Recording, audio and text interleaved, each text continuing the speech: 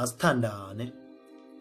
Ezinye izinto zidalelwene, ihliziyo yami neyakho, isandla sami nesakho.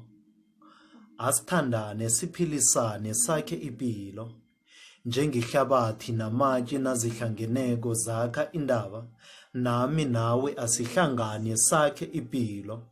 Ngaphandle kwehlabathi namatshe bengekhe sayazi indaba, nami nawe ngaphandle kokuthi sakhisane sibambisane angeze sayazi impilo.